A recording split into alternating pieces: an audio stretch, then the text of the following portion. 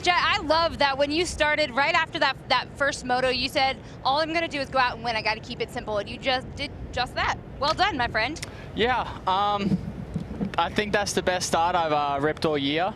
Stop lying. Stop lying. You're out of there every time, dude. And obviously Hunter also ripped a good one too. So it was like, it's good, but also it's like, it stings a bit because it's against my brother. I obviously want to see him win too, but we're both out there. So it's like a little bit difficult, but nah, we're happy to come back and yeah.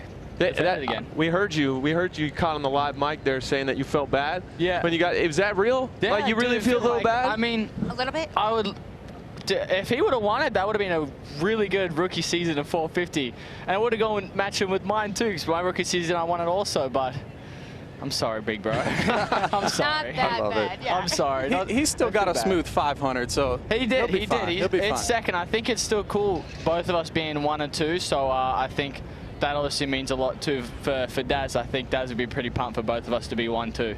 Yeah, that's incredible. When you kind of share these moments together, looking at you from last weekend and how much we saw the intensity in your face. Flipping the switch now, can you kind of reflectively think back to this week? Did you do anything different? Was it a different psyche? Anything that teed you up?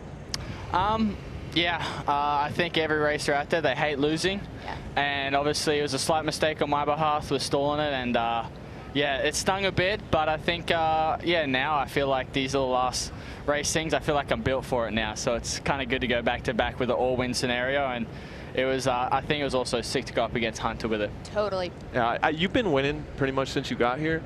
I want to ask you, does it still feel the same?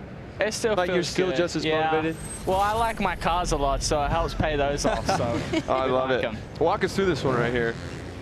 Yeah, I mean, we were just trying not to make any mistakes.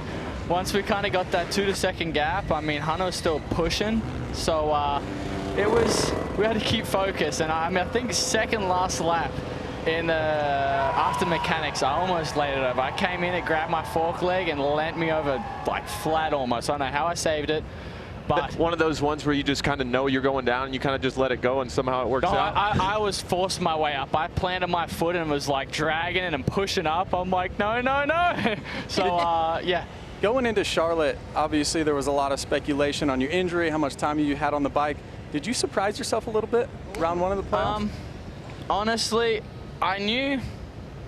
I think now I could say I always try to be pretty humble coming in. I don't want to jinx myself, but I felt like I was going to be a podium guy. I felt confident. I was doing similar laps and lap times to Hunter. Hunter was actually faster than me going into Charlotte, but I could match a few laps, and obviously the more times I ride, I feel like I get better and better, you know. So I feel like just that race weekend, it just brings that extra bit out, you know. And obviously I think the win surprised me a little bit, but I was definitely trying to aim for a podium. Yeah. Did watching Chase win that outdoor title, was that like, I always struggled when I was hurt watching races back. Like I would just get mad. It would put me in a bad mood, so sometimes I just straight up wouldn't watch the race. Is it tough for you to watch?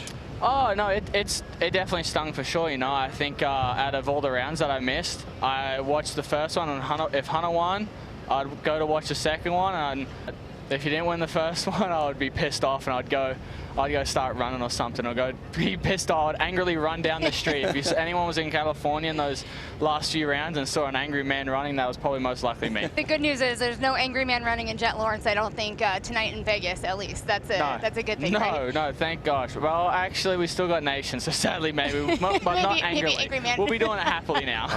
Okay, before you go, you had said you won a fair bit of money. We know that. Yeah, it's a fair bit, guys. What are you going to buy? Anything?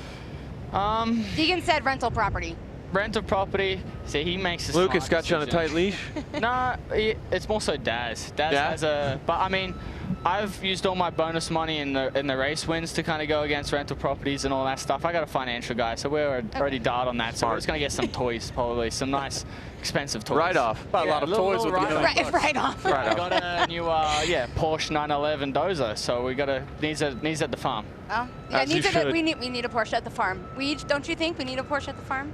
We need a track car. Congrats, that's man. what the Thank accountant you. would say, yes, a Porsche Dozer. Jett, thanks for hanging out, man. We really appreciate that. I'm sure it's going to be a fun time. Hi folks, Lee Diffie from NBC Sports here. If you truly enjoyed what you just watched, you can get more news, interviews, and highlights by subscribing to the Motorsports on NBC YouTube page. You can get it all, so go for it.